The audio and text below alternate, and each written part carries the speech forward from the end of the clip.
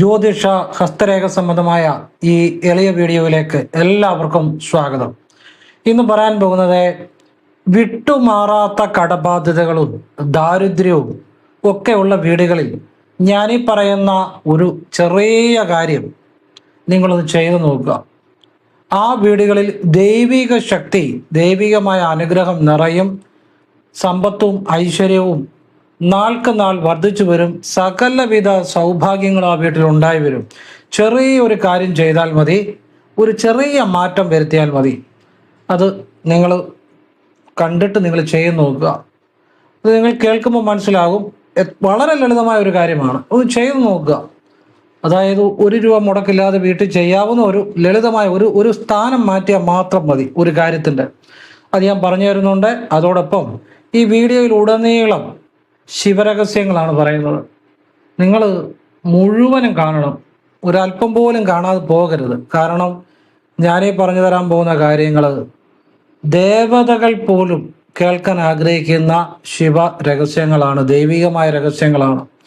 ഇത് കാണുന്നത് അല്ലെ കാണാൻ തോന്നുന്നത് എത്രയോ പുണ്യമുള്ള ആളുകൾക്കേ തോന്നത്തുള്ളൂ. അപ്പം അത് മുഴുവനായിട്ട് കാണണം. അതൊന്നും നിങ്ങൾക്ക് അറിയാതെ പോകരുത്. ഇത് കാണാൻ പറ്റുന്നുണ്ടെങ്കിൽ, അല്ലെ നിങ്ങളുടെ മുന്നേ ഈ വീഡിയോ വരുന്നുണ്ടെങ്കിൽ, അല്ലെ നിങ്ങൾക്കിത് കാണാൻ തോന്നുന്നുണ്ടെങ്കിൽ നിങ്ങളുടെ എത്രയോ ജന്മങ്ങളിലെ പുണ്യമാണ് എന്ന് നിങ്ങൾ അറിയുക. കാരണം ഭഗവാനെക്കുറിച്ച് ആരും പറയാത്ത, ഇന്നേ വരെ ലോകത്തിൽ ആരും പറഞ്ഞു തരാത്ത ശിവരഹസ്യങ്ങളാണ് പറഞ്ഞു തരാൻ പോകുന്നത്. അപ്പം അത് എല്ലാവർക്കും പ്രയോജനം ഉണ്ടാകട്ടെ. സാക്ഷാൽ പരമേശ്വരൻ്റെയും പാദങ്ങൾ സ്മരിച്ചുകൊണ്ട്, പരമേശ്വരിയുടെയും പാദങ്ങൾ സ്മരിച്ചുകൊണ്ട്, വിനായകരുടെയും പാദങ്ങൾ സ്മരിച്ചുകൊണ്ട്, മുരുകൻ്റെയും പാദങ്ങൾ സ്മരിച്ചുകൊണ്ട്, അഗത്തീശൻ്റെയും പാദങ്ങൾ സ്മരിച്ചുകൊണ്ട് ഞാനിത് പറഞ്ഞു തരികയാണ്. ഇത് എൻ്റെ അറിവല്ല, ഭഗവാൻ തന്ന ജ്ഞാനമാണ് പറഞ്ഞു തരുന്നത്. ഭഗവാനോട് നന്ദി പറയുക, അമ്മയോട് നന്ദി പറയുക. നിങ്ങൾ മുഴുവൻ കാണാൻ ശ്രമിക്കുക. നിങ്ങളുടെ ജീവിതത്തിലെ ഏറ്റവും വലിയ കാര്യമായിരിക്കും നിങ്ങൾ അറിയാൻ പോകുന്നത്. ഇന്ന് വരെ നിങ്ങൾ ജീവിച്ചിട്ടുള്ളതിൽ വെച്ച് ഏറ്റവും വലിയ ശിവരഹസ്യം, നിങ്ങളുടെ ജീവിതത്തിൽ ഏറ്റവും വലിയ കാര്യമാണ് നിങ്ങൾ ഈ 10, 15 അല്ലെങ്കിൽ 20 മിനിറ്റ് കൊണ്ട് നിങ്ങൾ അറിയാൻ പോകുന്നത്. അപ്പം നിങ്ങളെ ഞാൻ തൊഴുന്നു. കാരണം ഇത് അറിയുന്നവരും പുണ്യമുള്ളവരാ. അല്ലാത്തവർക്ക് ഇതൊന്നും അറിയാൻ പറ്റത്തില്ല. അപ്പൊ ഈശ്വരൻ നിങ്ങളെല്ലാം അനുഗ്രഹിക്കട്ടെ. ഞാൻ വിശദമായിട്ട്, എനിക്ക് ഭഗവാൻ തന്ന ജ്ഞാനം അത് ഭഗവാന്റെ തന്നെയാണ്, ഞാൻ ആരുമല്ല. അത് നിങ്ങൾക്ക് ഞാൻ പറഞ്ഞു തരികയാണ്, ഭഗവാന് തന്നെ നന്ദി പറഞ്ഞുകൊണ്ട്. അപ്പൊ ഇനി വീഡിയോയിലേക്ക് വരാം. അതിനു മുമ്പ് ഒരു കാര്യം പറയാം. ഞാൻ നേരിട്ട് കൺസൾട്ടിങ് ഇല്ല, വാട്സപ്പ് വഴി ആണ് കൺസൾട്ടിങ് ചെയ്യുന്നത്. സംഖ്യാജ്യോതിഷം, ഹസ്തരേഖ, ഗ്രഹനില, ഇതൊക്കെയാണ് ചെയ്യുന്നത്. നിങ്ങൾക്ക് താല്പര്യമുണ്ട് വാട്സപ്പിൽ ഇടാം. ഞാൻ ചെയ്യുന്ന രീതി പറയാം, നല്ല കാര്യങ്ങൾ മാത്രമേ പറയാറുള്ളൂ. അപ്പം അത് കേട്ടിട്ട് ആവശ്യമുണ്ട് ചെയ്യുക, അല്ലെ ചെയ്യാതിരിക്കുക. ഇപ്പോൾ ഒരു വഴിപാട് ചെയ്താൽ ഇന്ന് ചെയ്താൽ നാളെ ഫലം കിട്ടുമെന്നൊന്നും വിചാരിക്കരുത്. അങ്ങനെ ചെയ്യുകയും വേണ്ട. ചിലപ്പം ചിലർക്ക് കിട്ടും, ചിലപ്പോൾ ആവർത്തിക്കേണ്ടി വരും. നല്ല രീതിയിലുള്ള ലളിതമായ വഴിപാടുകളെ ഞാൻ പറയാറുള്ളൂ. പിന്നെ നമ്മളോട് പ്രയത്നിക്കണം. അത് പറഞ്ഞിട്ടേ ഞാൻ വർക്ക് എടുക്കാറുള്ളൂ. ആവശ്യമുള്ളവർ ചെയ്താൽ മതി, അല്ലാത്തവർ ചെയ്യേണ്ട. ഫോൺ വിളിച്ചാൽ കിട്ടത്തില്ല, നേരിട്ട് വന്നാലും നോക്കാൻ പറ്റത്തില്ല. പിന്നെ ഞാനിത് എല്ലാ വീഡിയോയിലും പറയുന്നതിൻ്റെ കാര്യം, കാരണം ആളുകൾ ഫോൺ വിളിക്കും, അതുകൊണ്ടാണ്. ഒരുപാട് ഫോൺ കോൾ ഇങ്ങനെ പറഞ്ഞാലും വരുന്നുണ്ട്, അതുകൊണ്ടാണ്. കാരണം ഞാൻ സത്യസന്ധമായിട്ട് പറയുന്നുള്ളൂ. ഫോൺ എടുക്കാനൊന്നും എനിക്ക് സമയമില്ല. വാട്സപ്പിൽ തന്നെ വർക്കുകൾ സമയത്തിന് തീരുന്നില്ല. പിന്നെ എനിക്ക് എൻ്റെതായ പ്രാണായാമം, ശിവയോഗം, ശിവവിദ്യകളൊക്കെ ഞാൻ ചെയ്യുന്നുണ്ട്. നമുക്കത് സമയം, ഈ കോളുകളൊന്നും അറ്റൻഡ് ചെയ്യാൻ സമയമില്ല. അതുകൊണ്ടാണ്, അത് സത്യാവസ്ഥ പറഞ്ഞതേ ഉള്ളൂ. അതുകൊണ്ടാണ് വാട്സപ്പ് വെച്ചിരിക്കുന്നത്. അപ്പോൾ വാട്സപ്പിൽ ഇടുന്ന എല്ലാവരെയും നോക്കാനോ റിപ്ലൈ തരാനും പറ്റത്തില്ല കേട്ടോ. പറ്റുന്നവർക്ക് റിപ്ലൈ തരും, ചെയ്യുന്ന രീതി പറയാം. ആവശ്യമുള്ളവർ ചെയ്യാം, അല്ലെ ചെയ്യാതിരിക്കാം. ഇനി വിഷയത്തിലേക്ക് വരുവാണ്. എല്ലാവർക്കും പരമേശ്വരൻ്റെയും പരമേശ്വരിയുടെയും അഗത്തീശൻ്റെയും മുരുകൻ്റെയും വിനായകരുടെയും ഒക്കെ അനുഗ്രഹം ഉണ്ടാകട്ടെ എന്ന് പ്രാർത്ഥിക്കുന്നു. ഓം നർപ്പവി നർപ്പവി. ഞാൻ വിശദമായിട്ട് പറഞ്ഞുതരാം. നമ്മളൊക്കെ വീട്ടിൽ വിളക്ക് തെളിയിക്കാറുണ്ട്. വിളക്ക് തെളിയിക്കുന്നതിനെ കുറിച്ചല്ല ഞാൻ പറയുന്നത്.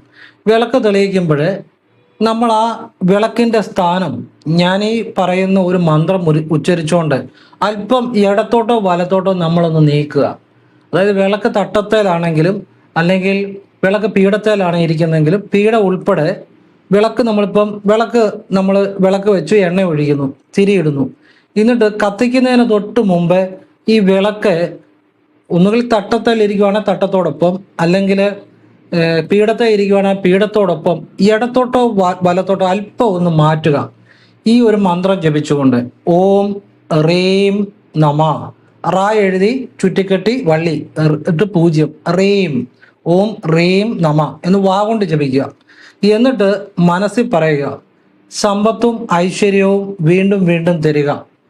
ഇങ്ങനെ ചെയ്തുകൊണ്ട് വേണം ഈ വിളക്ക് തട്ടമുണ്ട് തട്ടത്തോട് ഉൾപ്പെടെ അല്ലെ പീഠമാണ് പീഠ ഉൾപ്പെടെ അല്പം ഇടത്തോട്ടോ വലത്തോട്ടോ അത് നിങ്ങളുടെ ഇഷ്ടം പോലെ, ഒന്നുകിൽ ഇടത്തോട്ട് നീക്കുക അല്ലെ വലത്തോട്ട് നീക്കുക, ഒന്ന് അല്പം നീക്കുക, എന്നിട്ട് വിളക്ക് തെളിയിക്കുക. നിങ്ങൾ ഈ വിദ്യ ഒന്ന് ചെയ്ത് നോക്കുക. എത്ര വിട്ടുമാറാത്ത പ്രതിസന്ധികളും ദാരിദ്ര്യവും കടബാധ്യതകളും ദുഷ്ടശക്തികളുടെ സ്വാധീനവും ഒക്കെ ഉള്ള വീടുകളിലും ദൈവികമായ ശക്തി ഉണ്ടായി വരും. ഇത് ലോകത്തിൽ ആരും ഇത് പറഞ്ഞു തരത്തില്ല. ഇതിൻ്റെ രഹസ്യങ്ങളും പറഞ്ഞുതരാം. വീഡിയോ മുഴുവൻ കാണാൻ ശ്രമിക്കണം, അറ്റവും മൂലം കണ്ടിട്ട് ചെയ്യരുത്. അപ്പം ഈ മന്ത്രത്തിൻ്റെ പുറകിലുള്ള രഹസ്യവും മറ്റു ചില ശിവരഹസ്യങ്ങളും ഉണ്ട് അറിയണ്ട, അതുകൂടെ പറഞ്ഞുതരാം, എന്നിട്ടേ ചെയ്യാവുള്ളൂ. അപ്പോൾ ഇത് ജപിക്കുമ്പോൾ ഉണ്ടാകുന്ന മാറ്റം, ഈ ഓം റീം നമ, ഇത് ഞാൻ വീഡിയോയുടെ താഴെ ഡിസ്ക്രിപ്ഷൻ ബോക്സിൽ കൂടെ എഴുതിയിടാം, അതുകൂടെ നോക്കിയിട്ട് നിങ്ങൾ ജപിക്കാവുള്ളൂ. ഈ റീം എന്ന ബീജത്തിന് ചില രഹസ്യ ശക്തികളുണ്ട്. ചില മന്ത്രങ്ങൾക്ക് ചില പ്രത്യേക ശക്തിയുണ്ട്. ഈ റീം എന്ന് ഉച്ചരിക്കുമ്പം മന്ത്രം വാഗൊണ്ടാണ് ഉച്ചരിക്കുന്നത്, പ്രാർത്ഥന മനസ്സിലും. ഓം റീം നമ എന്ന് വാഗൊണ്ട് ഉച്ചരിച്ചിട്ട്, അതായത് വിളക്ക് കത്തിക്കുന്നവരാണ് ഇത് ചെയ്യേണ്ടത്. എന്നിട്ട് വിളക്ക് ആ തട്ടത്തോടൊപ്പം അല്ലെ പീഠത്തോടൊപ്പം ഒന്നുകിൽ ഇടത്തോട്ട് അല്പം മാറ്റുക അല്ലെങ്കിൽ വലത്തോട്ട് അല്പം മാറ്റുക. വിളക്ക് വെച്ച് എണ്ണ ഒഴിച്ച് തിരിയിട്ട ശേഷം എന്നിട്ട് മാറ്റിയിട്ട് കത്തിച്ചാൽ മതി ഒരല്പം. അപ്പം ഇത് ഈ റീം എന്ന് ഉച്ചരിക്കുമ്പോൾ ഉള്ള ആ വീട്ടിൽ എന്തു തരം ശാപദോഷങ്ങൾ ഉണ്ടെങ്കിലും മാറും, ശത്രുദോഷങ്ങൾ ഉണ്ടെങ്കിലും മാറും. എന്തു തരം നെഗറ്റീവ് എനർജികളെ, ദുഷ്ടശക്തികളുടെ സ്വാധീനം, ദുഷ്ടദേവതകളെ, ഇതൊക്കെ ചിലപ്പോൾ വീട്ടിൽ കയറി വരും. അത് എന്തുണ്ടെങ്കിലും ആ വീട്ടിൽ നിന്ന് ദുഷ്ടശക്തികളോ നെഗറ്റീവ് എനർജികളോ അപ്പോഴേ ഇറങ്ങിപ്പോകും. വീട്ടിലെ കടബാധ്യതകൾ മാറി ലക്ഷ്മി കടന്നു വരും. മാത്രമല്ല സമ്പത്തും ഐശ്വര്യവും വിജയവും ദൈവികമായ ഒരു ഊർജം ആ വീട്ടിൽ, ദൈവികമായ ഒരു അനുഗ്രഹം ആ വീട്ടിൽ മുഴുവൻ പരക്കും. ദൈവിക ശക്തി ആ വീട്ടിൽ ഉണ്ടായി വരും. ഏർപ്പെടുന്ന കാര്യങ്ങളിലെല്ലാം വിജയം, ആ വീട്ടിലേക്ക് സമ്പത്ത്, ഐശ്വര്യം, എല്ലാ പ്രശ്നങ്ങളും മാറുമെന്നുള്ളതാണ് ചെറിയ ഒരു മാറ്റം വരുത്തിയാൽ. അപ്പോൾ ഇത് മറ്റുള്ളവർക്ക്, ഇപ്പം വീട്ടിൽ വിളക്ക് കത്തിക്കുന്നവരാണ് ഇത് ചെയ്യേണ്ടത്. അല്ലാതെ മറ്റുള്ളവർക്കും വെറുതെ ഇരിക്കുമ്പോഴൊക്കെ ഇടയ്ക്ക് ഓരോ തവണ വാഗൊണ്ട് ഓം റീം നമ എന്ന് വാഗൊണ്ട് ഉച്ചരിക്കാം. എന്നിട്ട് മനസ്സിൽ പറയുക, ഐശ്വര്യവും സമ്പത്തും വീണ്ടും വീണ്ടും തരിക. ഈ വിദ്യ ഒരു ദിവസം തന്നെ പലതവണ ചെയ്യാം. കുളി കഴിഞ്ഞ് ചെയ്യാം, കുളിമുറിയിൽ നിന്ന് തല തോർത്തി കഴിഞ്ഞ് വസ്ത്രം എടുത്തുകൊണ്ട് കിഴക്കോട്ട് തിരിഞ്ഞെന്ന് ചെയ്യാം, വിളക്കിൻ്റെ മുന്നേ നിന്ന് ചെയ്യാം, കർപ്പൂരത്തെ തൊട്ട് ചെയ്യാം, വൈകിട്ട് ചെയ്യാം. ഫ്രീ ആയിട്ടിരിക്കുമ്പോഴൊക്കെ ഇടയ്ക്കിടയ്ക്ക് ഓരോ തവണ ഫ്രീ ആയിട്ട് സ്വസ്ഥമായിട്ടിരിക്കുമ്പം ഇത് വീട്ടിലുള്ള മറ്റുള്ളവർക്കും, ഇപ്പം വിളക്ക് കത്തിക്കുന്ന അമ്മയെ വല്ലതും ആയിരിക്കും, അല്ലാതെ മറ്റുള്ളവർക്ക് ഈ മന്ത്രം, ആർക്ക് വേണമെങ്കിലും ഈ മന്ത്രം ഈ രീതിയിൽ പ്രയോജനപ്പെടുത്താം. കുട്ടികൾക്ക് ജപിക്കാം, പ്രായമുള്ളവർ ജപിക്കാം, തൊഴിൽ ചെയ്യുന്നവർക്ക് എല്ലാവർക്കും ജപിക്കാം. ഇതിന് ശുദ്ധി അശുദ്ധി ഒന്നുമില്ല. മനസ്സിലാകുന്നുണ്ടോ? ഒരു തരത്തിലുള്ള ശുദ്ധി അശുദ്ധി ഇല്ല. ആഹാരത്തിൻ്റെ ഇല്ല, പിന്നെ സ്ത്രീകൾക്കൊക്കെ അശുദ്ധി വരുന്ന സമയങ്ങളുണ്ട്. അങ്ങനെയുള്ള കാര്യങ്ങളും ഈ മന്ത്രത്തിനില്ല. പറഞ്ഞാൽ മനസ്സിലാവുന്നു? അപ്പം ഈ മന്ത്രത്തിൻ്റെ രഹസ്യം, ഈ മന്ത്രം ജപിക്കുമ്പോൾ നമ്മളുടെ മൂലാധാരത്തിൽ നിന്ന് നട്ടലിൻ്റെ ഏറ്റവും താഴ്ഭാഗമുള്ള ആ ഒരു ഊർജ കേന്ദ്രമാണ് മൂലാധാരം. മൂലാധാരത്തിൽ നിന്ന് കുണ്ടലിനി ശക്തിയുടെ ഒരു ഉണർവ്, ആ മൂലാധാരം, സ്വാധിഷ്ഠാനം, മണിപൂരകം, അനാഹതം, വിശുദ്ധി, ഇതുവഴി സഹസ്രാരത്തിലേക്ക് എത്തി അത് പ്രപഞ്ചബോധവുമായിട്ട് കണക്റ്റ് ആകും. ഒരു വൈബ്രേഷൻ. അത് നിങ്ങൾ അതിനെക്കുറിച്ച് ചിന്തിക്കേണ്ട, നിങ്ങൾ മന്ത്രം ജപിച്ചാൽ മതി, അത് ഓട്ടോമാറ്റിക്കായിട്ട് സംഭവിക്കുന്നതാണ്. ഞാനത് നിൻ്റെ അറിവിന് വേണ്ടി പറഞ്ഞതേ ഉള്ളൂ. അപ്പോൾ ഈ മൂലാധാരം എന്ന് പറഞ്ഞാൽ നട്ടലിൻ്റെ ഏറ്റവും താഴെയുള്ള ഭാഗമാണ്. നിങ്ങൾ ഗൂഗിളിൽ നെറ്റിലൊക്കെ അടിച്ചു നോക്കിയാലും കിട്ടും, ചക്രാസ് അടിച്ചു കൊടുത്താൽ മതി. അപ്പോൾ മൂലാധാര ചക്രത്തിലാണ് നമ്മളുടെ ദേഷ്യം, വൈരാഗ്യം, കോപം, അസൂയ, നിരാശ, വെറുപ്പ്, ഇങ്ങനെയുള്ള വികാരങ്ങളെല്ലാം ഈ മൂലാധാരത്തിലാണ് ഉറങ്ങിക്കിടക്കുന്നത്. അതുപോലെ നമ്മുടെ ജീവിതത്തിലെ ശ്രേഷ്ഠമായ ആ ഒരു മനോബലം, ആ കാര്യങ്ങളും മൂലാധാരത്തിലുണ്ട്. മൂലാധാരത്തിൽ ഇംബാലൻസ് ആകുമ്പോൾ, മൂലാധാരം ശരിയായ രീതിയിൽ പ്രവർത്തിക്കാതിരിക്കുമ്പോഴാണ് ജീവിതത്തിലെ എല്ലാതരം പരാജയങ്ങളും ഉണ്ടാകുന്നത്. നമുക്ക് ഏർപ്പെടുന്ന കാര്യങ്ങളിൽ പരാജയം, കടം ബാധ്യതകളെ, കാരണം നമ്മൾ തൊഴിലൊന്നും ശരിയായിട്ട് ചെയ്യാൻ പറ്റത്തില്ല. എപ്പോഴും മനസ്സിൽ ഒരു നിരാശ, ഒരു എന്ത് ചെയ്താലും ശരിയാകത്തില്ല എന്നൊരു തോന്നൽ, ഇങ്ങനെയൊക്കെ മൂലാധാരത്തിലെ ആ എനർജി പോസിറ്റീവ് അല്ലെങ്കിൽ ഉണ്ടാകുന്ന കാര്യങ്ങളാണ്. അപ്പോൾ മൂലാധാരം ഒരു നല്ല രീതിയിൽ ആക്റ്റീവ് ആയി കഴിയുമ്പം അതിന് ഈ റീം എന്ന മന്ത്രത്തിന് ശക്തിയുണ്ട്. ആക്റ്റീവ് ആയി കഴിഞ്ഞ് ആ ഒരു എനർജി മുകളിലേക്ക് ഓട്ടോമാറ്റിക്കായിട്ട് സഞ്ചരിക്കും. അപ്പോൾ മൂലാധാരത്തിന് മുകളിൽ നട്ടലിൽ തന്നെ ഈ പുക്കൽക്കൊടിക്ക് താഴെയാണ് സ്വാധിഷ്ഠാന ചക്രം. ഈ സ്വാധിഷ്ഠാന ചക്രത്തിലും മൃഗീയ വാസനകള്, അസൂയ, കുശുമ്പ്, വെറുപ്പ്, ഇങ്ങനെയുള്ള വാസനകൾ സ്വാധിഷ്ഠാന ചക്രത്തിലും മൂലാധാരത്തിലും ഉണ്ട്, രണ്ട് ചക്രങ്ങളിലുണ്ട്. ഇത് കൂടുതലായിട്ടുള്ളവരാണ് എന്ത് കണ്ടാലും അതിൽ ദോഷം മാത്രമേ കാണത്തുള്ളൂ. കാണുന്നവരെല്ലാം കുറ്റം പറയും, പൊങ്ങച്ചം പറയും, അഹങ്കാരം പറയും, പിന്നെ ഇടയ്ക്ക് ഭയങ്കര നിരാശയായിരിക്കും. ഇങ്ങനെ അല്ലെ മറ്റുള്ളവരോട് വെറുപ്പൊക്കെ ഇടയ്ക്ക് തോന്നും. ഇങ്ങനെ ഈ രണ്ട് ചക്രാസിലുമുള്ള ഈ വികാരങ്ങൾ കൂടുതലായിട്ട് ഒരു നെഗറ്റീവായിട്ടുള്ളവരാണ്. അപ്പം ഈ രണ്ട് ചക്രങ്ങളിലും പോസിറ്റീവായ എനർജി ഉണ്ടാകും. എന്നിട്ട് ഈ സ്വാധിഷ്ഠാന ചക്രത്തിൽ നിന്ന് വീണ്ടും മണിപൂരക ചക്രം, അതായത് പുക്കൽക്കൊടിക്ക് മുകളിലെ നട്ടലിലുള്ള ചക്രമാണ്. മണിപൂരക ചക്രം എന്ന് പറഞ്ഞാൽ ആ ചക്രത്തിലാണ് നമ്മുടെ ഭയം മുഴുവൻ ഇരിക്കുന്നത്. നമുക്കിപ്പോൾ ഒരു വെള്ളത്തിൽ വീണു, അപ്പോഴൊരു ഭയം ഉണ്ടായി. അല്ലെങ്കിൽ നമ്മൾ ചെറുപ്പത്തിൽ ഒരു പട്ടി കടിക്കാനായിട്ട് ഓടിച്ചു, അപ്പോൾ ഒരു ഭയം ഉണ്ടായി. ഈ ഭയമെല്ലാം സ്റ്റോർ ചെയ്യുന്നതും നമ്മുടെ മണിപൂരക ചക്രത്തിലാണ്. ഈ ഭയമൊക്കെ നമ്മുടെ ഉള്ളിൽ നിന്ന് പോയെന്നാ അല്ല, സമാനമായ ഒരു സാഹചര്യം ഉണ്ടാകുമ്പോൾ വീണ്ടും ഈ ഭയം ഉള്ളിലുണ്ടാവും. മനസ്സിലായി? ചെറുപ്പത്തിലുണ്ടായ ഭയങ്ങൾ, ഈ ഭയങ്ങളെല്ലാം കൂടിക്കിടക്കുന്നത് മണിപൂരക ചക്രത്തിലാണ്. അപ്പോൾ ആ മണിപൂരക ചക്രത്തിലും ഈ റീം എന്ന മന്ത്രം ജപിക്കുമ്പം തന്നെ ഒരു എനർജി മൂലാധാരത്തിൽ നിന്ന് പോസിറ്റീവായിട്ടുള്ള എനർജി ഉണ്ടായി, അത് സ്വാധിഷ്ഠാനത്തിലേക്ക് വന്നു, അതിൽ നിന്ന് മണിപൂരകത്തിലേക്ക് വന്നു. അപ്പോൾ ഓരോ ചക്രങ്ങളെയും പോസിറ്റീവായിട്ട് ഈ മന്ത്രത്തിന് പോസിറ്റീവ് ആക്കാനുള്ള ശക്തിയുണ്ട്. എന്നിട്ട് വീണ്ടും അനാഹത ചക്രം, നെഞ്ചും കുഴിക്കുള്ളിലുള്ള നട്ടലിന്റെ ഭാഗത്തുള്ള ചക്രമാണ് അനാഹത ചക്രം. ഈ അനാഹത ചക്രം എന്ന് പറഞ്ഞാൽ ദൈവികമായ ഗുണങ്ങളാണ് അനാഹത ചക്രം മുതൽ. അപ്പൊ അനാഹത ചക്രത്തിൽ ചെറിയതായിട്ടെങ്കിലും ആയിട്ടുള്ളവർക്കാണ് മൃഗങ്ങളോട് സ്നേഹം, പക്ഷികളോട് സ്നേഹം, പിന്നെ പരിസ്ഥിതി പ്രവർത്തനങ്ങളെ, മറ്റുള്ളവരെ സംരക്ഷിക്കുക, അശരണരെ സംരക്ഷിക്കുക, ഇങ്ങനെയുള്ള വികാരങ്ങൾ ഉണ്ടാകുന്നത് അനാഹത ചക്രം അല്പമെങ്കിലും ആക്റ്റീവായിട്ടുള്ളവർക്ക്. അവർക്ക് സ്നേഹമാണ് എല്ലാത്തിനോടും. ദൈവിക ഗുണങ്ങൾ അനാഹതം തൊട്ട് തുടങ്ങുന്നു. പിന്നെ വിശുദ്ധിയിലേക്ക് വരുമ്പോൾ കുറച്ചുകൂടി ഉയർന്ന തലത്തിലുള്ള ദൈവിക ബോധം ഉണ്ടാവും. പിന്നെ ആജ്ഞയിലേക്ക് വരുമ്പോൾ അത് യോഗ്യമാർക്കേ വരത്തുള്ളൂ. ആജ്ഞയിലേക്ക് വരുമ്പോൾ അവിടുന്ന് സഹസ്രാരം എന്ന് പറഞ്ഞാൽ പ്രപഞ്ചവുമായിട്ട് നമ്മളെ കണക്ട് ചെയ്യുന്ന ഭാഗമാണ്. ഉച്ചിയുടെ മധ്യത്തിൽ അത് പ്രപഞ്ചവുമായി നമ്മളെ കണക്ട് ചെയ്യുവാണ്. ജീവാത്മാവും പരമാത്മാവും തമ്മിൽ കണക്ട് ചെയ്യുന്ന ഒരു ഭാഗമാണ്. അപ്പോൾ ആ ഒരു നിങ്ങൾക്ക് അങ്ങനെ കുണ്ടലിനെ ഉണരുമെന്നൊന്നുമല്ല ഞാൻ പറഞ്ഞത്. അപ്പോൾ ആ ഓം റീം നമ എന്ന് ജപിക്കുമ്പോൾ മൂലാധാരത്തിൽ ഈ ദൈവികമായ ശക്തി ഒരു വൈബ്രേഷൻ, അത് നമ്മൾ അതേക്കുറിച്ച് ചിന്തിക്കുകയൊന്നും വേണ്ട, നമുക്ക് ചിലപ്പോൾ അനുഭവപ്പെടുത്തുമില്ല, പക്ഷെ ഓട്ടോമാറ്റിക്കായിട്ട് അത് ഉള്ളിൽ ഉണ്ടായിക്കോളും. നമ്മൾ അതേക്കുറിച്ച് ചിന്തിക്കുകയോ വേണ്ട. ഞാനിത് അറിവിന് വേണ്ടിയാണ് പറഞ്ഞത്. നിങ്ങൾ മന്ത്രം മാത്രം ജപിച്ച് പറഞ്ഞ മാത്രം ചെയ്താൽ മതി. അപ്പോൾ മൂലാധാരത്തിൽ നിന്ന് ഒരു ദൈവിക ഊർജം സ്വാധിഷ്ഠാനത്തിലേക്ക് പ്രവേശിച്ച് സ്വാധിഷ്ഠാനത്തിൽ നിന്ന് മണിപൂരകത്തിലേക്ക് വന്നു, മണിപൂരക ചക്രത്തിൽ നിന്ന് അനാഹത ചക്രത്തിലേക്ക് വന്നു, അനാഹത ചക്രത്തിൽ നിന്ന് വിശുദ്ധി ചക്രത്തിലേക്ക് വന്ന് അവിടുന്ന് ആജ്ഞാചക്രത്തിലേക്ക് വന്ന് അത് സഹസ്രാരത്തിലേക്ക് വന്ന് പ്രപഞ്ചവുമായി കണക്ട് ആയിട്ട് അങ്ങനെ ഒരു പ്രോസസ്സിങ്, അങ്ങനെ ഒരു പ്രക്രിയ ഓട്ടോമാറ്റിക്കായിട്ട് അവിടെ നടക്കും. ഓം റീം എന്ന് ഉച്ചരിക്കുമ്പോൾ തന്നെ, ഓം റീം നമ എന്ന് ഉച്ചരിക്കുമ്പോൾ തന്നെ ഇത് നമുക്ക് എത്ര തവണ ഉച്ചരിക്കാമോ അത്രയും തവണ ഒരു ദിവസം ഫ്രീ ആയിട്ടിരിക്കുമ്പോൾ ഉച്ചരിക്കാൻ ശ്രമിക്കുക. അപ്പോൾ നമ്മൾക്ക് സർവ്വതും ഒരു വശ്യമുണ്ടാകും. നമ്മളതിലേക്ക് ധനം ആകർഷിക്കും, സമ്പത്ത് ആകർഷിക്കും. നമ്മളെ ചുറ്റി നിൽക്കുന്ന ഈ ദുർശക്തികൾ, നെഗറ്റീവ് ശക്തികളെല്ലാം നമ്മളിൽ നിന്ന് വിട്ടുപോകും. നമുക്ക് ഏതൊരു കാര്യങ്ങളിലും വിജയമുണ്ടാകും. അത്യാപത്തുകളെ തടുക്കും. നമുക്ക് ആ ദൈവികമായ ശക്തി ഉണ്ടായി വരും. ആ ദൈവികമായ ശക്തി നമ്മളുടെ വീട്ടിലും നിറഞ്ഞു നിൽക്കുമെന്നുള്ളതാണ്. അതാണ് ഈ മന്ത്ര രഹസ്യം. അപ്പം ഇത് നിങ്ങൾ വീട്ടിൽ വിളക്ക് കത്തിക്കുന്നവർക്കും ഈ രാവിലെ വിളക്ക് ഇങ്ങനെ ചെയ്യുക. അല്ലാത്തവർ വെറുതെ ഫ്രീ ആയിട്ടിരിക്കുമ്പോഴും, രാവിലെ കുളി കഴിഞ്ഞും വിളക്കിന് മുന്നിൽ നിൽക്കുമ്പോഴും, പിന്നെ വെറുതെ ഫ്രീ ആയിട്ടിരിക്കുമ്പോഴൊക്കെ ഓരോ തവണ വീതം കൊണ്ട് ഉച്ചരിക്കുക, പ്രാർത്ഥന മനസ്സിൽ ചൊല്ലുക. ഇത് ആർക്കും ചൊല്ലാം. അപ്പം ഇത് എല്ലാവർക്കും പ്രയോജനം ഉണ്ടാകുന്ന ഒരു കാര്യമാണ്. ഏത് തൊഴിൽ ചെയ്യുന്നവർക്കും ഒരു കടയിൽ നിൽക്കുന്ന ഒരാളായിക്കോട്ടെ, അവർക്ക് പുതിയ വരുമാന മാർഗങ്ങൾക്കുള്ള ഒരു കാര്യങ്ങൾ ഉണ്ടാകും, ജീവിതം മാറും.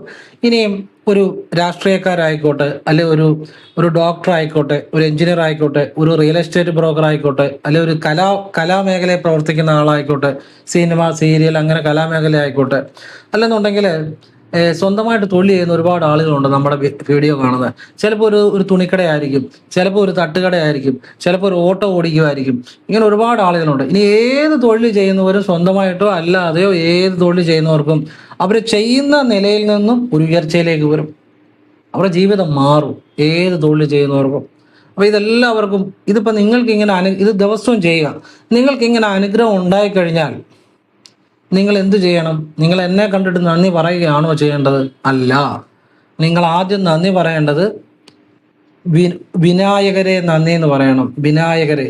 അതിനുശേഷം പരമേശ്വരിയെ നന്ദി, പരമേശ്വര നന്ദി, മുരുക നന്ദി, അകത്തീശ്വര നന്ദി. ഇങ്ങനെ നന്ദി പറയണം. എന്നോട് പറഞ്ഞാലും പറഞ്ഞില്ലെങ്കിലും എന്നെ കണ്ടാലും മിണ്ടിയാലും മിണ്ടിയില്ലെങ്കിലും ഒന്നും എനിക്ക് ബാധകമല്ല. നിങ്ങൾ നന്ദി പറയേണ്ടത് ഇത്രയും പേരോടാണ്. വിനായകരെ നന്ദി, പരമേശ്വരി നന്ദി, പരമേശ്വര നന്ദി, മുരുക നന്ദി, അകത്തീശ നന്ദി. അത്രയും പേർക്ക് നന്ദി പറഞ്ഞാൽ തന്നെ എനിക്ക് ഏറ്റവും സന്തോഷമാണ്. എന്നോട് നന്ദി പറയുന്നതിനെക്കാട്ടും സന്തോഷമാണ് അത് എനിക്ക്. കാരണം ഇത് അവരുടെ അറിവാണ്, അവർ തന്ന അറിവാണ്. ഇത് വേറെ ആരും ഈ ലോകത്തിൽ ഇതുപോലെ പറഞ്ഞു തരത്തില്ല. ഇനിയും പലരും പറയാൻ അറിയത്തില്ല, ഇതുവരെ ആരും പറഞ്ഞിട്ടില്ല ഈ രഹസ്യം. അപ്പം ഇത് നിങ്ങൾ വീട്ടിൽ വിളക്കിൻ്റെ കാര്യത്തിൽ ഇങ്ങനെ ഒരു മാറ്റം വരുത്തുക. പിന്നെ നിങ്ങൾ ഫ്രീ ആയിട്ടിരിക്കുമ്പോഴൊക്കെ നിങ്ങൾ ജപിക്കുക. നിങ്ങളുടെ ജീവിതത്തിൽ അടിമുടി മാറും എന്നുള്ളതാണ്. നിങ്ങളുടെ സാഹചര്യങ്ങൾ മാറും, നിങ്ങളുടെ കാഴ്ചപ്പാടുകൾ മാറും, നിങ്ങളുടെ അനുഭവങ്ങൾ മാറും. നിങ്ങളുടെ ജീവിതത്തിലേക്ക് പുതിയ പുതിയ സൗഭാഗ്യങ്ങൾ വരും. നിങ്ങൾ ഏർപ്പെടുന്ന കാര്യങ്ങളെല്ലാം വിജയമുണ്ടാകും. നിനച്ചിരിക്കാതെ സമ്പത്ത് വരാം. ഇങ്ങനെ ജീവിതത്തിൽ സന്തോഷവും സമാധാനവും ഐശ്വര്യവും ദൈവികമായ അനുഗ്രഹവും, ഇത് മാത്രമല്ല, ഇത് മോക്ഷദായകമാണ്. നിങ്ങൾ ആ ഈശ്വരനെ അറിയുന്ന വിദ്യയും കൂടെ. ജീവിതത്തിൽ സമ്പത്ത്, ഭൂമി, ഐശ്വര്യം, വിജയം, സന്തോഷം, ഇങ്ങനെ ഭൗതിക സുഖങ്ങളോടൊപ്പം സാക്ഷാൽ ഈശ്വരനെ അറിയുന്ന വിദ്യയും കൂടെ ഇത്. എൻ്റെ വീഡിയോയിൽ ഞാൻ പറയുന്ന കാര്യങ്ങളൊക്കെ എൻ്റെ അറിവല്ല, പരമേശ്വരൻ്റെ അറിവാണ്. അത് നിങ്ങളുടെ ജീവിതത്തിൽ നിങ്ങൾ നന്മയെ അറിയും, നിങ്ങൾ ജീവിതത്തെ അറിയും, നിങ്ങൾ സന്തോഷത്തെ അറിയും. നിങ്ങൾ സന്തോഷം എന്ന് വെച്ചാൽ എന്താണെന്നറിയാമോ? ഒരു സിനിമ കണ്ടിട്ട് ഉണ്ടാകുന്ന സന്തോഷമല്ല, അല്ലെങ്കിൽ ഒരു പാട്ട് കേട്ടിട്ടുണ്ടാകുന്ന സന്തോഷമല്ല. ആ സന്തോഷം നമ്മുടെ ഉള്ളിൽ ഒരിക്കലും എന്ത് ചെയ്താലും നശിക്കാത്ത സന്തോഷമാണ് യഥാർത്ഥ സന്തോഷം. ആ സന്തോഷം ഈ ദൈവികമായ സന്തോഷമാണ്. അത് ശിവനാണ്, അത് ചിദാനന്ദമാണ്, അത് ചിത് ആനന്ദമാണ്. നിങ്ങളുടെ ഉള്ളിലെ ആ ചിത്തത്തിൽ ഉണ്ടായി വരുന്ന ആനന്ദമാണ് മനസ്സിൽ. ആ ആനന്ദം ഒരിക്കലും നശിക്കുന്നില്ല. അങ്ങനെയുള്ള നിങ്ങൾ എപ്പോഴും സന്തോഷവാനായിരിക്കും. നിങ്ങൾ ഏർപ്പെടുന്ന കാര്യങ്ങളിലെല്ലാം തൊട്ടതെല്ലാം പൊന്നാകും എന്നുള്ളതാണ്. ഇതിപ്പോൾ ഇത് ഒരു ദിവസം ചെയ്തുകൊണ്ടെന്നല്ല, ഇത് പല ദിവസങ്ങൾ ചെയ്യുമ്പോഴാണ് കൂടുതൽ അതിൻ്റെ അനുഭവങ്ങൾ ഉണ്ടായി വരുന്നത്. ഏതൊരു കാര്യം ഒരു തവണ ചെയ്താലല്ലല്ലോ ഫലം ഉണ്ടാകുന്നത്, പല തവണ ചെയ്യുമ്പോഴേ മാറ്റങ്ങൾ ഉണ്ടാകത്തുള്ളൂ. ചിലർക്ക് പെട്ടെന്ന് തന്നെ മാറ്റങ്ങൾ ഉണ്ടായി വരാം.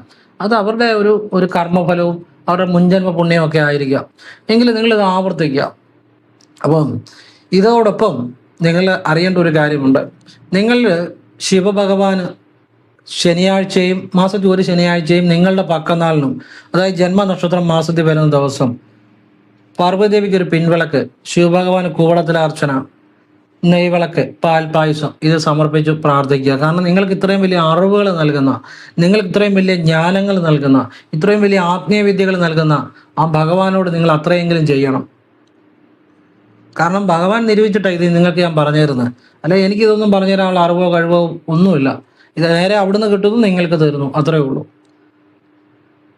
ശിവജ്ഞാനം എന്ന് പറഞ്ഞാൽ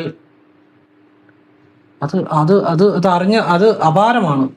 ഭഗവാന്റെ ഒരു കരുണ എന്ന് പറഞ്ഞാൽ ഭഗവാനെ എല്ലാവരോടും, ഈ പരമേശ്വരിക്കായിക്കോട്ടെ, പരമേശ്വരനായിക്കോട്ടെ, വിനായകർക്കായിക്കോട്ടെ, മുരുകനായിക്കോട്ടെ, അകത്തീശനായിക്കോട്ടെ, എല്ലാവരോടും കരുണയും സ്നേഹവും ഉണ്ട്. എത്ര തെറ്റിപ്പോകുന്നവരെയും നേരെ നയിക്കാനുള്ള ഒരു അവിടുത്തെ അനുഗ്രഹം കൊണ്ടാണ് ഞാനിത് നിങ്ങൾക്ക് പറഞ്ഞു തരുന്നത്.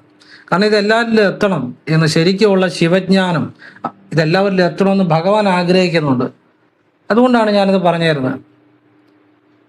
ഭഗവാന്റെ ഒരു ഇച്ഛയില്ലെങ്കിൽ ചലിക്കാൻ ഒക്കത്തില്ല. അവനെன்று ഒരു നവ അസയാത്, അവനെ നീയാകുമ്പോഴെല്ലാം അസയും. ഭഗവാന്റെ ചിന്തയില്ലാതെ ഒന്നും പ്രപഞ്ചത്തിൽ ചലിക്കത്തില്ല. ഒരു നവം ഒരു നിമിഷം പോലും ചലിക്കത്തില്ല. അവനെன்று ഒരു നവം അസയാത്, അവനെ നീയാകുമ്പോഴെല്ലാമേ അസയും. ഭഗവാന്റെ ഒരു ഇച്ഛയില്ലാതെ ഈ പ്രപഞ്ചത്തിൽ ഒന്നും ചലിക്കത്തില്ല. ഞാനും നിങ്ങൾക്ക് പറഞ്ഞു തരുന്നുണ്ടെങ്കിൽ അത് അവിടുത്തെ ഇച്ഛയാണ്. അവിടുത്തെ പാദങ്ങളിൽ കോടി കോടി കോടി തവണ പ്രണമിക്കുന്നു. പരമേശ്വരിയുടെയും പാദങ്ങളിൽ പ്രണമിക്കുന്നു, മുരുകപാദങ്ങളിലും പ്രണമിക്കുന്നു, വിനായകരെയും പ്രണമിക്കുന്നു, അഗസ്തീശ്വരനെയും പ്രണമിക്കുന്നു.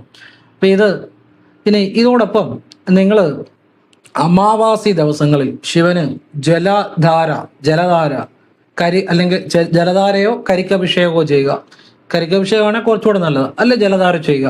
പാൽപായസം, പിൻവിളക്ക്, കൂവളത്തിലർച്ചന ഇത് ചെയ്താൽ ജീവിതത്തിൽ ഒരുപാട് അനുഗ്രഹങ്ങൾ ഉണ്ടായി വരും അമാവാസിയിൽ.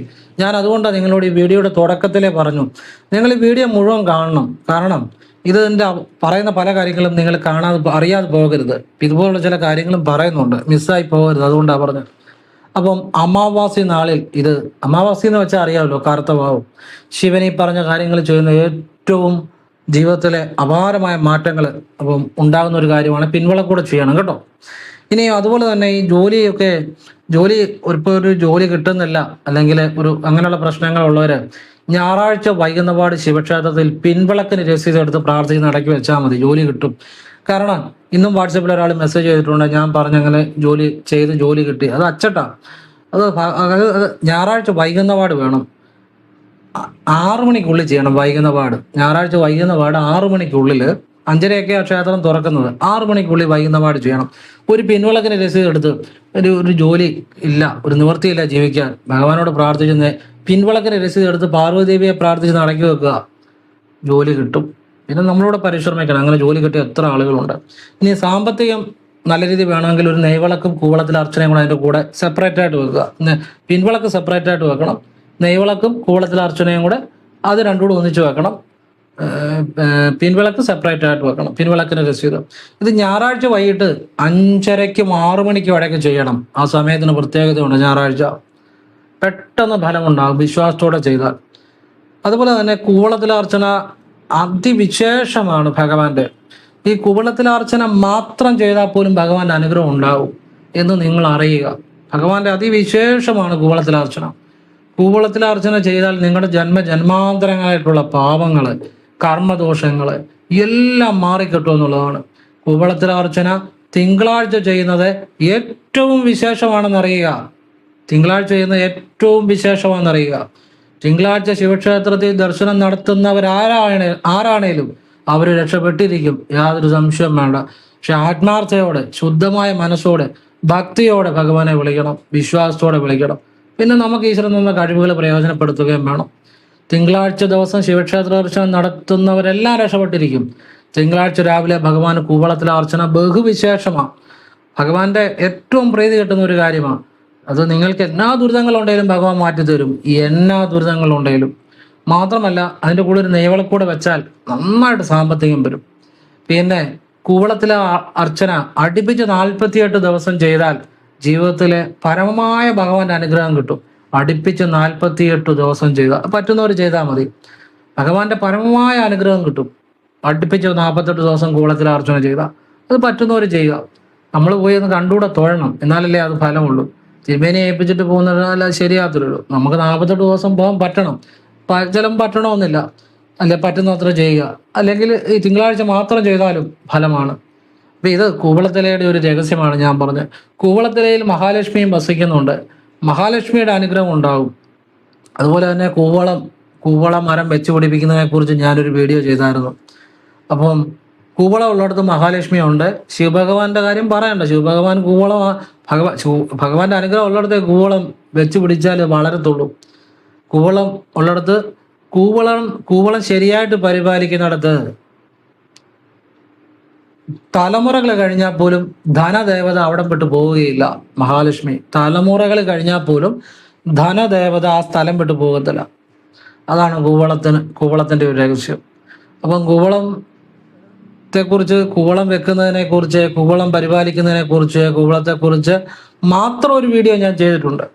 അത് ആവശ്യമുള്ളവർ കാണുക. അതുകൊണ്ട് ഞാൻ ഈ വീഡിയോയിൽ അതിനെക്കുറിച്ച് കൂടുതലായിട്ട് പറയുന്നില്ല. പക്ഷെ ഭഗവാനെക്കുറിച്ച് പറഞ്ഞു പോകുമ്പോൾ കൂവളത്തെക്കുറിച്ച് പറഞ്ഞു പോകാതിരിക്കാൻ പറ്റത്തില്ല, അതുകൊണ്ട് പറഞ്ഞതാണ്. അപ്പം കൂവളത്തിലെ രഹസ്യങ്ങളും ഒക്കെ നിങ്ങൾക്ക് മനസ്സിലായെന്ന് വിചാരിക്കുന്നു.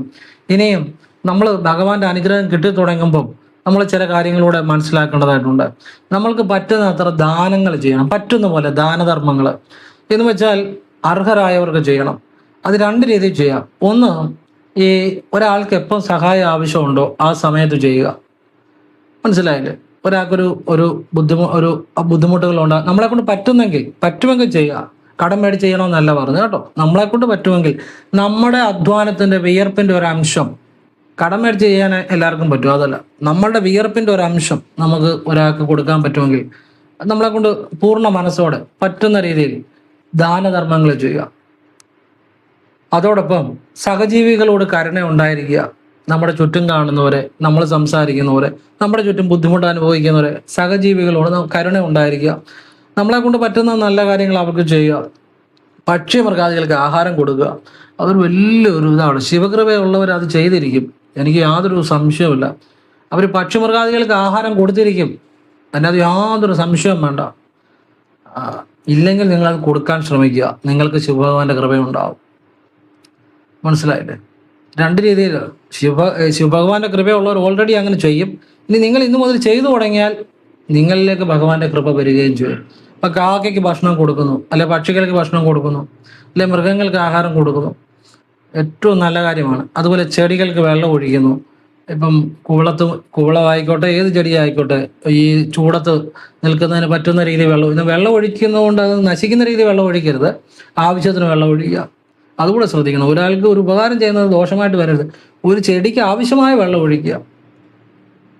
ഇപ്പം വേനലൊക്കെ അല്ലേ, അപ്പോഴേ ഭയങ്കര വെയിലും കാര്യങ്ങളും ഒക്കെ അല്ലേ. അപ്പം ഇങ്ങനെയുള്ള കാര്യങ്ങളൂടെ ചെയ്യുമ്പോഴാണ്, സത്പ്രവർത്തികൾ ചെയ്യുമ്പോഴാണ് നമുക്ക് ഭഗവാനെ അറിയാൻ പറ്റും. ഞാൻ സത്യമായിട്ട് പറയുന്നത്, ഭഗവാനെ അറിയാൻ പറ്റും. ഭഗവാൻ കൈലാസത്തിലല്ല, ശരിക്കും നമ്മുടെ ഹൃദയത്തിലാണ്. ശരിക്കും നമ്മുടെ ഹൃദയത്തിലാണ് ഭഗവാൻ സർവ്വവ്യാപിയാണ്. അത് അറിയണമെന്നുണ്ടെങ്കിൽ ശിവാനുഭവം ഉണ്ടാകുമ്പോൾ നിങ്ങൾക്ക് മനസ്സിലാവും. ഞാനീ പറഞ്ഞ ഏതെങ്കിലും കാര്യങ്ങൾ ചെയ്യുമ്പോൾ നിങ്ങൾക്ക് സന്തോഷം ഉള്ളിൽ ലഭിക്കുന്നുണ്ടെങ്കിൽ ശിവൻ ഉള്ളിൽ വന്നു കഴിഞ്ഞു. ഭഗവാൻ എന്ന് പറഞ്ഞാൽ ബോധമാണ്. എല്ലാ പ്രപഞ്ചത്തിലെ കൈലാസത്തിന് ഇല്ലെന്നല്ല പറഞ്ഞ, കൈലാസത്തിലും ഭഗവാൻ ഉണ്ട്. അതോടൊപ്പം നമ്മുടെ ഹൃദയത്തിലാണ് എപ്പോഴും ഭഗവാൻ വസിക്കുന്നത്. അതുപോലെ തന്നെ മാതാപിതാക്കള്, ഈ മാതാപിതാക്കളുടെ അനുഗ്രഹം അനിവാര്യമാണ്. മാതാപിതാ ഗുരു, കേട്ടോ. അതായത് അമ്മയുടെ അച്ഛൻ്റെ അനുഗ്രഹം. ഇപ്പം മാതാപിതാക്കള് നിങ്ങളോട് ചിലർ നല്ലത് ചെയ്യുന്ന മാതാപിതാക്കളാണ് ഏറിയ പങ്കും. ചില മാതാപിതാക്കൾ മക്കളോട് ചിലപ്പോൾ നല്ലത് ചെയ്യണമെന്നില്ല, പക്ഷെ നല്ലത് ചെയ്താലും ഇല്ലേലും നിങ്ങൾ മാതാപിതാക്കളെ നല്ല രീതിയിലേ കാണാവുള്ളൂ. അവർക്ക് നല്ലത് നിങ്ങൾ അങ്ങോട്ട് ചെയ്യണം. മാതാവിനെയും പിതാവിനെയും ഈശ്വരനായിട്ട് തന്നെ കണക്കാക്കണം. അവരോടൊപ്പം അല്പസമയം ചെലവഴിക്കുക, അവരോടൊപ്പം ആഹാരം കഴിക്കുക, അവരോടൊപ്പം അല്പം സന്തോഷം വരുന്ന വർത്തമാനങ്ങൾ പറയുക, അവർക്ക് വസ്ത്രം കൊടുക്കുക, അവർക്ക് സ്നേഹം കൊടുക്കുക. നിങ്ങളുടെ ജീവിതത്തിൽ ഏറ്റവും ചെയ്യാവുന്ന ശിവപ്രീതികരമായ കാര്യമാണ് മാതാപിതാക്കളോടുള്ള ബഹുമാനം, മാതാപിതാക്കളോടുള്ള ഭക്തി, സ്നേഹം, ഇതൊക്കെ. അതുപോലെ നിങ്ങളുടെ ചുറ്റുമുള്ളവരായിക്കോട്ടെ, നിങ്ങളുടെ സഹോദരനോ സഹോദരി ആയിക്കോട്ടെ, അവരോടും ഒക്കെ നിങ്ങൾ കരുണ കാണിക്കുക, നിങ്ങളെ കൊണ്ട് പറ്റുന്ന സഹായങ്ങൾ ചെയ്യുക. നമ്മൾ ആരും ഈ ഭൂമിയിൽ നിന്ന് പോകുമ്പോൾ ഒന്നും കൊണ്ടുപോകാനില്ല. ഞാനിപ്പോൾ ഇട്ടേക്കുന്ന വസ്ത്രം പോലും ഇതുപോലും കൊണ്ടുപോകാൻ പറ്റത്തില്ല. നമുക്ക് തോന്നല നമ്മൾ വേണ്ട വലിയ സംഭവമാണെന്നോ, ഇതെല്ലാം കൂടെ നമ്മൾ കൊണ്ടുപോകുന്നു. ഈ വെളിയിലോട്ട് പോകുന്ന ശ്വാസം അകത്തോട്ട് വന്നില്ലേ, തീർന്നു. ഇത്രയേ ഉള്ളൂ നമ്മുടെ ജീവിതം. അല്ലാതെ നമ്മൾ വലിയ സംഭവമോ നമ്മൾ വലിയ ആളോ ഇതൊന്നും അല്ല.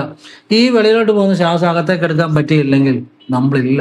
അത്രേ ഉള്ളൂ നമ്മുടെ വില, അത്രേ ഉള്ളൂ നമ്മുടെ കഴിവ്, അത്രേ ഉള്ളൂ നമ്മുടെ സാമർഥ്യം, അത്രേ ഉള്ളൂ നമ്മൾ. അതറിഞ്ഞാൽ നമുക്ക് മനസ്സിലാവും ആ ഈശ്വരനുള്ള സത്യത്തെക്കുറിച്ച്. നമ്മുടെ ഒരു അറിവും ഇല്ലാതെ പോലുമാണ് നമ്മുടെ ഉള്ളിലെ എല്ലാ പ്രവർത്തനങ്ങളും നടത്തുന്നത്. ഇതാരാ ചെയ്യുന്നത്?